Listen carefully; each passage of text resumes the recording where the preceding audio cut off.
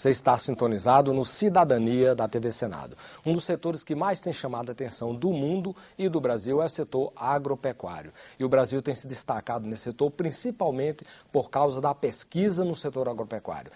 Essa pesquisa, o carro-chefe dessa pesquisa é a Embrapa, a Empresa Brasileira de Pesquisa Agropecuária. Hoje nós vamos falar sobre a cooperação na pesquisa agropecuária entre o Brasil e a China. Está aqui conosco o Dr. Roberto Sainz. Ele é chefe da Secretaria de Gestão Estratégica da Embrapa. Dr. Roberto, muito obrigado pela sua presença nos estúdios da TV Senado. Olá, Lival, e olá a todos os espectadores. Eu queria começar com o senhor falando um pouquinho de qual é o estágio da pesquisa agropecuária do Brasil, comparando com outros países de ponta nesse segmento, como, por exemplo, a Austrália e Canadá. Olha, o Brasil tem se destacado nos últimos anos de uma forma muito expressiva na produção agrícola. E a tecnologia, a ciência e a tecnologia tem um papel muito importante nesse desenvolvimento.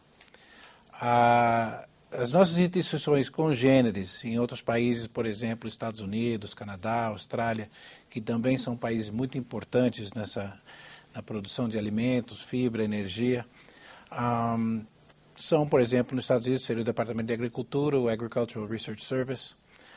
No Canadá existe outra similar, na Austrália existe o Commonwealth Scientific Industrial Research Organization. O que acontece no resto do mundo, na maioria dos países, inclusive, especialmente nesses países que são concorrentes do Brasil, é que o financiamento de pesquisa tem diminuído nos últimos 20 anos. Então, a gente vê que é um setor da economia que está não em declínio, mas proporcionalmente está caindo em relação à economia desses países. Que é ao contrário do Brasil, onde o setor agropecuário tem sido, aliás, o carro-chefe sustentando a economia e principalmente a balança comercial externa do Brasil. Em termos de pesquisa, o Brasil hoje investe só na Embrapa mais ou menos 1,2 bilhões de dólares por ano. Então é um investimento muito expressivo. Mesmo comparado com a Austrália e Canadá? Não, em termos comparativos, o ARS dos Estados Unidos investe mais ou menos 1 bilhão, alguma coisa menos. No Canadá, na Austrália seria mais ou menos 430 milhões e no Canadá 230 milhões. Então, além de estar, o nosso investimento está crescendo, o deles está reduzindo. Então, hoje o Brasil tem uma estrutura de pesquisa que não deve a ninguém. O senhor esteve na China, representando lá, fazendo parte da comitiva brasileira, né? A presidente Dilma Rousseff foi chefiando essa missão, e o senhor foi dentro de uma aliança, uma cooperação que está sendo firmada entre o Brasil e a China. Agora, a primeira coisa que chama a atenção é que Brasil e China são países assim, muito diferentes, né? Agora, há algum ponto de interseção, por exemplo, questão de clima, por exemplo, de produtos que eles consomem? Quer dizer, quais são os pontos de interseção que justificam uma cooperação ampla entre Brasil e China no setor agropecuário? Bom, o alimento básico do chinês é arroz. Eles também consomem uma quantidade importante de mandioca, de feijão e diversos... Feijão é esse? Feijão mesmo que nós consumimos aqui? Vários tipos de feijão.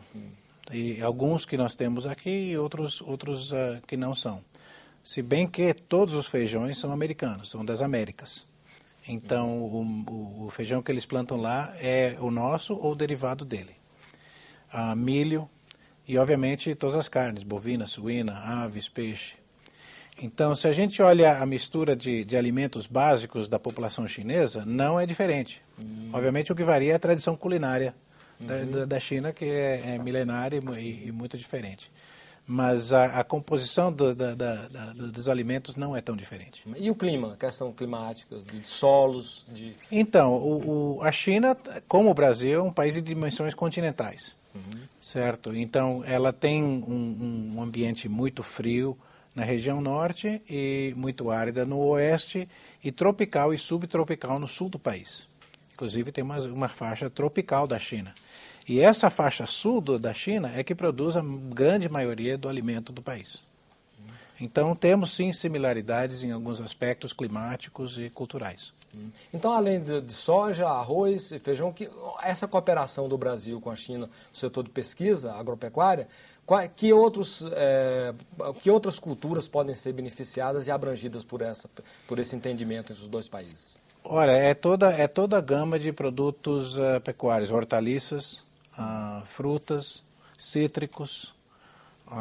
Frutas, que tipo de frutas, por exemplo?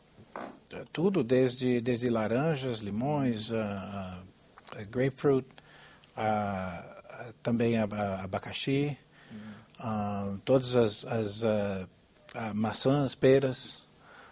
Basicamente, eles têm um sistema agropecuário tão complexo e tão... Aliás, eles produzem mais alimento que o Brasil. Produzem mais alimento que o Brasil. Sim, a China é o maior produtor de alimento do mundo. E também o maior importador. Sem dúvida alguma.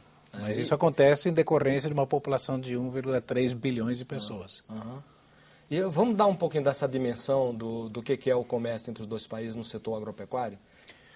Boa ideia. Em 2010, o Brasil exportou para a China... Vou consultar a minha lista aqui para não errar no número. Certo. O Brasil exportou 31 bilhões de dólares em valor para a China em 2010, gerando um superávit um pouco acima de 5 bilhões entre o nosso comércio. Isso representa 15% das exportações brasileiras para o mundo inteiro e 26% da nossa balança comercial externa. Então, com certeza, a China é um parceiro comercial de grande importância. Os principais produtos que o Brasil exporta para a China são ferro, petróleo e soja. Certo? Então, da nossa produção agrícola, a soja, sem dúvida, é o carro-chefe. Eu falo soja, é o complexo inteiro. É grão, é óleo, é derivados.